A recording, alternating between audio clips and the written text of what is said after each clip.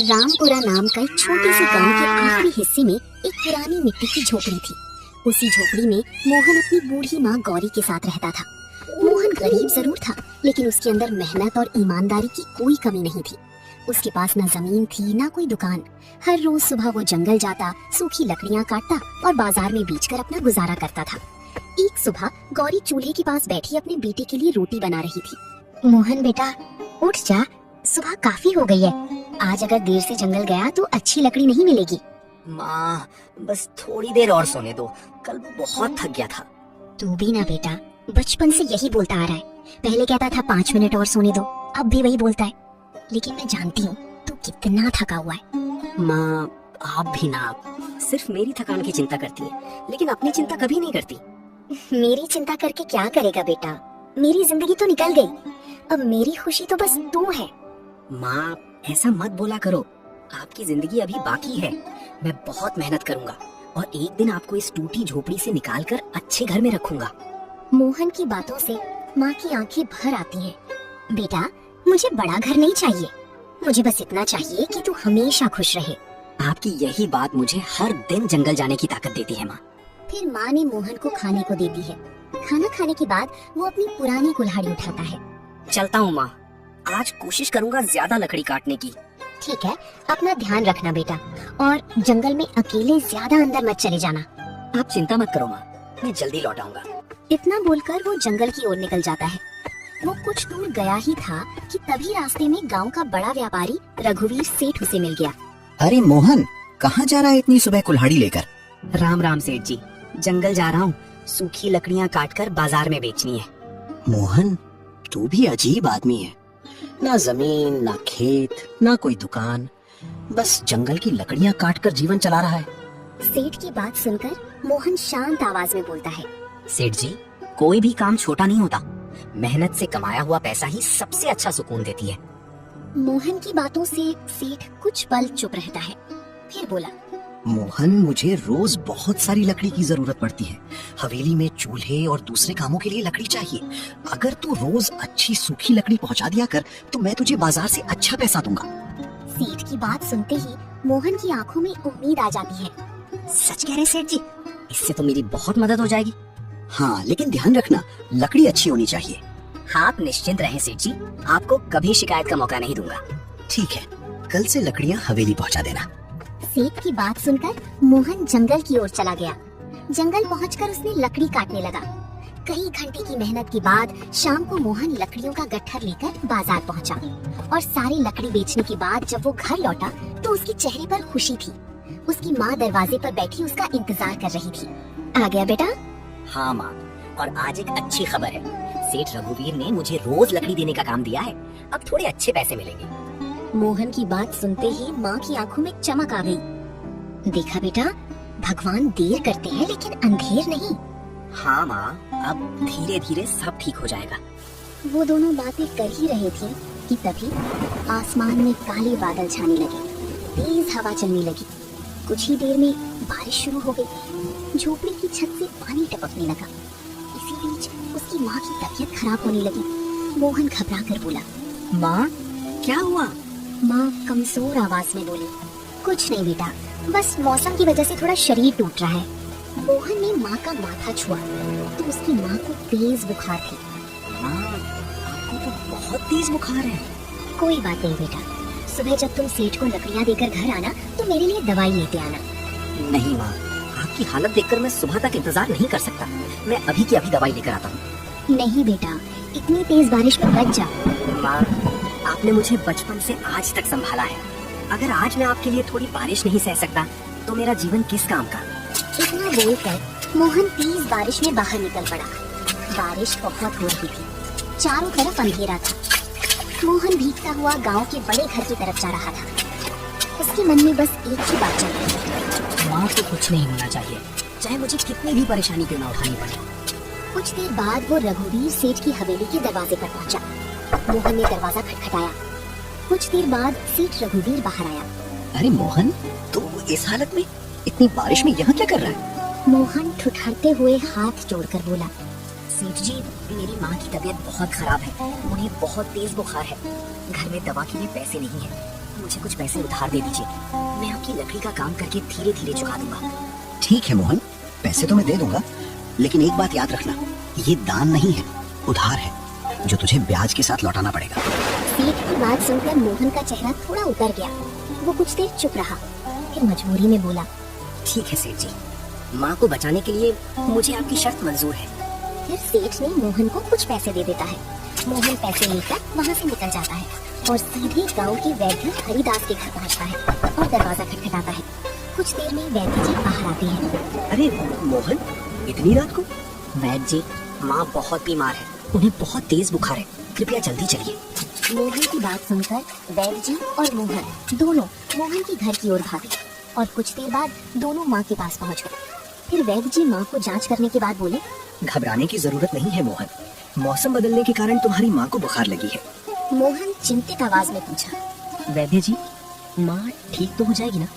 बेटा, चिंता करने से बीमारी नहीं जाती, हिम्मत रख और ये दवा समय पर देते रहना। धन्यवाद वैद्य जी। अगली सुबह उसकी माँ की तबीयत थोड़ी बेहतर थी। मोहन उनके पास बैठा था। मोहन, बेटा रात को तू पैसे कहाँ से लाया था? माँ की बात सुनते ही मोहन चुप हो जाता है, लेकिन उसकी माँ सब समझ जाती है। सच सच बता बेटा, तू सेठ के पास गया था ना? हाँ माँ, कर्ज लिया हूँ, लेकिन आप चिंता मत करो, धीरे धीरे मैं चुका दूंगा। बेटा, गरीब आदमी के लिए कर्ज बहुत भारी बोझ होता है। लेकिन माँ, उस समय मेरे पास कोई और रास्ता नहीं था। मैं जानती हूँ बेटा, तूने मेरे लिए ये सब किया, लेकिन हमें अब ऐसा रास्ता ढूंढना होगा जिससे ये कर्ज जल्दी खत्म हो, क्योंकि अब बारिश के कारण जंगल की लकड़ियाँ भी गीली हो चुकी होगी। माँ की बात सुनकर मोहन सोच में पड़ जाता है। लेकिन माँ, मैं तो लकड़ी का काम करता हूँ। उसकी बात सुनकर माँ थोड़ी सोच में पड़ गई। फिर बोली, मोहन, तूने कभी सोचा है कि जंगल की लकड़ी के अलावा भी तो कई काम कर सकता है? जैसे गांव के बाजार में समोसे बेच सकता है। बेटा, गांव में बहुत से लोग हैं जो कुछ न कुछ बेचकर अपना जीवन जी रहे हैं। लेकिन माँ, मुझे समोसे बनाना नहीं आता है। सीख जाएगा बेटा, जब तूने अकेले जंगल जाकर लकड़ी काटना सीख लिया तो समोसे बनाना कौन सा मुश्किल काम है। मोहन माँ की बात सुनकर मुस्कुरा देता है। ठीक है माँ, मैं एक बार कोशिश जरूर करूँगा। अगले दिन मोहन सामान खरीदने बाजार पहुँचा। लाला जी, मुझे जल्दी से आलू, मैदा, तेल, मसाले और आटा दे दो। अरे अभी देता हूँ मोहन भाई। फिर मोहन सारा सामान खरीदकर अपने घर की ओर निकल जाता है। घर पहुंचकर वो माँ से बोलता है, माँ, देखो मैं सारा सामान ले आया। ठीक है बेटा, चल अब जल्दी से समोसे बनाते हैं।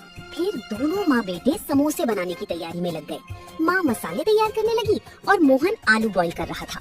कुछ देर बाद मोहन ने समोसे तलने शुरू कर दिए। वाह बेटा, तेरे समोसे देखने में तो बहुत अच्छे लग रहे हैं। अब देखना, लोगों को स्वाद भी पसंद आएगा। फिर कुछ देर बाद मोहन के समोसे बनकर तैयार हो गए। बेटा, अब जल्दी से इसे लेकर बाजार चला जा। ठीक है माँ, अब मैं जाता हूँ और जल्दी से समोसे बेच कर आता हूँ। इतना बोलकर मोहन ने समोसे से भरी टोकरी उठाई और बाजार की ओर निकल गया। लेकिन उसे नहीं पता था कि बाजार में उसका इंतजार एक ऐसा इंसान कर रहा था जो उसकी राह मुश्किल करने वाला था। कुछ देर बाद मोहन बाजार पहुंचा और एक जगह बैठकर आवाज लगाने लगा, आइए भाई, ताजे और स्वादिष्ट समोसे खाइए। उसकी बात सुनकर कुछ लोग उसकी तरफ देखते और फिर आगे बढ़ जाते। शायद लोगों को पता नहीं है, थोड़ा और आवाज लगाता हूँ। आइए भाई, गरम समोसे हैं, अभी अभी बनाए हैं। तभी वहाँ से एक आदमी गुजरता है। उसका नाम हेमराज था। हेमराज कई सालों से उसी बाजार में समोसे बेचता था। वो मोहन को देखकर हंसने लगा। अरे वाह, आज तो जंगल वाला मोहन भी समोसे बेचने लगा। हाँ भाई, जिंदगी में कभी कभी नया काम करना पड़ता है। नया काम आसान नहीं होता मोहन, समोसा बनाना कोई बच्चों का खेल नहीं है। मोहन शांत होकर जवाब देता है, मैं मानता हूँ भाई, आसान नहीं है, लेकिन कोशिश करने से ही इंसान सीखता है। मोहन की बात सुनकर हेमराज वहाँ से आगे बढ़ जाता है और मन ही मन सोचता है, अगर इसका काम चल गया तो मेरे ग्राहक कम हो जाएंगे, इसका जल्दी कुछ करना पड़ेगा। इतना सोचते सोचते हेमराज अपने ठेले पे वापस पहुँच जाता है। उधर कुछ देर बाद दो आदमी मोहन के पास आते हैं। सुनो भाई, 2 समोसे देना। उस आदमी की बात सुनते ही मोहन के चेहरे पर खुशी आ जाती है। अभी देता हूँ भाई। फिर मोहन दोनों को एक एक प्लेट समोसे देता है। फिर दोनों समोसे खाते हैं और कुछ पल बाद एक आदमी मुंह बनाते हुए बोलता है, अरे ये क्या है भाई, क्या हुआ, कोई कमी रह गई क्या भाई? इस समोसे का स्वाद वैसा नहीं है जैसा होना चाहिए। मसाला भी कम है और नमक भी। ग्राहक की बात सुनकर मोहन दुखी होकर पूछता है। सच में भाई, मैंने तो पूरी मेहनत की थी। मेहनत अपनी जगह है, लेकिन स्वाद भी जरूरी है। इतना बोलकर दोनों समोसे बिना पूरा खाए वहाँ से चले जाते हैं। आसपास खड़े लोग भी उन दोनों की बात सुन लेते हैं। उधर हेमराज अपने ठेले पर खड़ा मुस्कुरा रहा था। मोहन धीरे से अपनी टोकरी की तरफ देखकर बोला, हे भगवान, क्या माँ का सपना गलत? इतना सोचकर मोहन समोसे की टोकरी लेकर घर लौटता है। उसकी माँ वहीं आंगन में ही बैठी थी। आ गया बेटा? मोहन चुपचाप टोकरी नीचे रखकर बोला। माँ, लोगों ने कहा मेरे समोसे अच्छे नहीं हैं। बस इतनी सी बात? मोहन भावुक होकर बोला। माँ, मैंने सोचा था ये काम करके सेठ का सारा कर्ज चुका दूंगा, लेकिन लगता है मैं कुछ नहीं कर पाऊंगा। बेटा, एक दिन की हार से कोई इंसान हार नहीं जाता। तुम्हें जंगल में कितनी बार लकड़ी नहीं मिली, फिर भी जाना नहीं छोड़ा। तूने भूख देखी, बारिश देखी, परेशानी देखी, फिर भी मेहनत करता रहा। तो अब सिर्फ इसलिए हार मानेगा क्योंकि कुछ लोगों ने स्वाद पसंद नहीं किया? माँ की बात सुनते ही मोहन की आंखों में फिर से एक उम्मीद जाग जाती है। आप सही बोल रही हैं माँ, मैं दोबारा कोशिश करूंगा। जब रात हुई तो मोहन अपनी झोपड़ी के बाहर बैठा सोच रहा था। आखिर मेरे समोसों में कमी क्या है? वो इतना सोच ही रहा था कि दूर से किसी के चलने की आवाज आती है। कुछ ही देर में एक बूढ़ा आदमी मोहन के पास आता है और थकी आवाज में बोलता है, बेटा, बहुत भूखा हूँ, क्या कुछ खाने को मिलेगा? मोहन उसकी बात सुनकर घर के अंदर जाता है और अपने बचे हुए समोसे लेके वापस आता है। बाबा, ये समोसे आज बिके नहीं, लेकिन आप खा लीजिए। अभी फिलहाल मैं आपको यही खिला सकता हूँ। इतना बोलकर मोहन ने समोसे की प्लेट बढ़ा दिया और वो बूढ़ा आदमी जैसे ही पहला समोसा खाए, उनकी आंखें चमक उठी। बेटा, तुम्हारे हाथ में स्वाद है, लेकिन बस एक छोटी सी कमी है। उनकी बात सुनकर मोहन ने हैरानी से पूछता है, क्या कमी है बाबा? फिर वो बूढ़ा आदमी अपनी झोली से एक छोटी सी पुरानी पोटली निकालकर मोहन को देते हैं। मोहन उस पोटली को लेते ही चौंक जाता है। इस पोटली में क्या है बाबा? बूढ़ा आदमी गंभीर होकर बोलते हैं, एक ऐसा राज जो तुम्हारे समोसे की किस्मत बदल सकता है बेटा। लेकिन बाबा, आप मुझे ये क्यों दे रहे हैं? क्योंकि बेटा, तुम्हारे अंदर लालच नहीं, मेहनत है, ईमानदारी है। इतना कहकर वो बूढ़ा आदमी वहाँ से चले जाते हैं। उनके जाते ही मोहन के मन में एक सवाल उठता है, क्या सच में ये पोटली मेरी जिंदगी बदलने वाली है? अगली सुबह मोहन जल्दी से उठ गया। तभी उसकी माँ ने देखा कि मोहन बार बार उस छोटी सी पोटली को देख रहा है। बेटा, इस पोटली में क्या है? माँ, रात में एक बाबा आए थे, मैंने उन्हें समोसा खाने को दिया था, तभी उस बाबा ने मुझे ये पोटली दी थी और बाबा ने कहा था कि इससे मेरी किस्मत बदल जाएगी। मोहन की बात सुनने के बाद माँ बोली, बेटा, याद रखना, अगर ये कोई अच्छी चीज है तो इसका इस्तेमाल हमेशा अच्छे काम के लिए करना। हाँ माँ, बाबा की बात मैं कभी नहीं भूलूंगा। फिर मोहन समोसे बनाने लगता है। जैसे ही समोसा तैयार होता है तो मोहन उस बाबा की दी हुई पोटली से थोड़ी सी जड़ी बूटियां अपने समोसे में मिला देता है और देखते ही देखते उसके घर में एक अलग ही खुशबू फैल जाती है। उस खुशबू को सुनकर माँ हैरान होकर बोलती है, बेटा, ये कैसी खुशबू है? मोहन भी खुद हैरान था। माँ, मैंने ऐसी खुशबू आज तक कभी नहीं महसूस की। बेटा, शायद भगवान ने तेरी सुन ली है। माँ की बात सुनने के बाद मोहन समोसे लेकर बाजार पहुँच गया और जोर जोर से आवाज लगाने लगा, गर्मा गर्म समोसे, ताजे और स्वादिष्ट समोसे, आओ भैया आओ। लेकिन इस बार वहाँ का नजारा अलग ही था। इस बार कुछ लोग रुकने लगे। उनमें से एक आदमी बोला, अरे भाई, ये कैसी खुशबू आ रही है तुम्हारे समोसे से, जरा एक समोसा देना। मोहन खुशी खुशी उसे एक प्लेट समोसा देता है और जैसे ही उस आदमी ने पहला निवाला खाया, उसकी आंखें फैल गईं। अरे भाई, ये तो कमाल है, ऐसा समोसा मैंने पहले कभी नहीं खाया। उस आदमी की बात सुनते ही धीरे धीरे लोग मोहन के पास आने लगते हैं। भाई, मुझे 2 समोसे देना। मुझे 4 देना। मेरे लिए भी 4 पैक कर देना। ग्राहक की बात सुनकर मोहन की आंखों में खुशी आ जाती है। शाम होते होते उसके सारे समोसे बिक जाते हैं। वो खुशी खुशी घर पहुंचकर माँ से बोलता है, माँ, आप ठीक बोल रही थी, भगवान ने हमारी सुन ली, आज सारे समोसे बिक गए। उसकी बात सुनकर माँ की आंखों में खुशी आ जाती है। मैंने कहा था ना बेटा, मेहनत कभी बेकार नहीं जाती। अगले दिन फिर मोहन अपने समोसे लेके बाजार पहुंचा और देखते ही देखते उसके पास बहुत भीड़ जमा हो गई। फिर क्या था, कुछ ही दिनों में मोहन के समोसों की चर्चा पूरे गांव में होने लगी। अब लोग दूर दूर से उसके समोसे खाने आने लगे थे। वहीं दूसरी तरफ अब हेमराज परेशान था, क्योंकि उसके ठेले पर अब ग्राहक बहुत कम हो गए थे। वो मोहन को देखते हुए मन ही मन सोच रहा था, कल तक जिसका समोसा को लोग देखना पसंद नहीं कर रहे थे, आज वहाँ लोग लाइन लगाकर खा रहे हैं। आखिर मोहन के समोसों में ऐसा क्या है जो अब लोग मेरे ठेले पर नहीं आ रहे हैं? इसके समोसे में सच में स्वाद है या कुछ राज? पता तो लगाना पड़ेगा।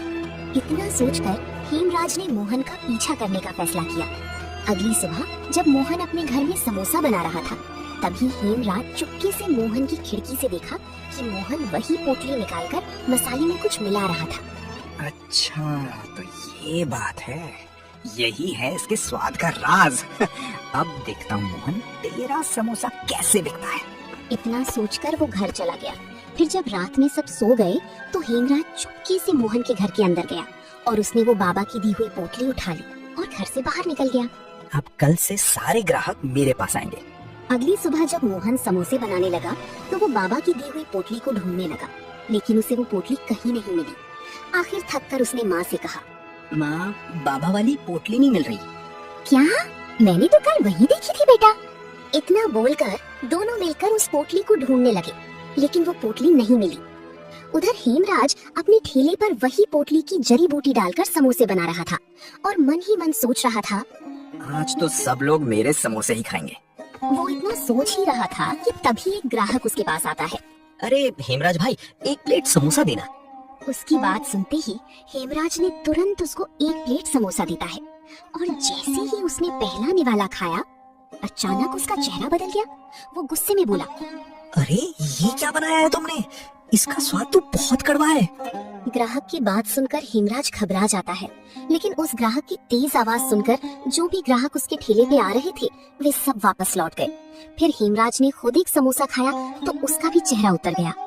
अरे ये कैसे हो गया? इसका स्वाद इतना कैसे बिगड़ गया? वो इतना सोचा ही था कि तभी उस पोटली में अचानक आग लग जाती है और देखते ही देखते कुछ ही देर में हेमराज का पूरा ठेला जल जाता है।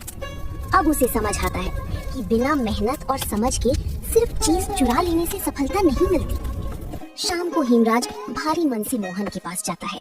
मोहन, मुझे माफ कर दो भाई। मोहन ने हैरानी से पूछा, माफी किस बात के लिए हेमराज भाई?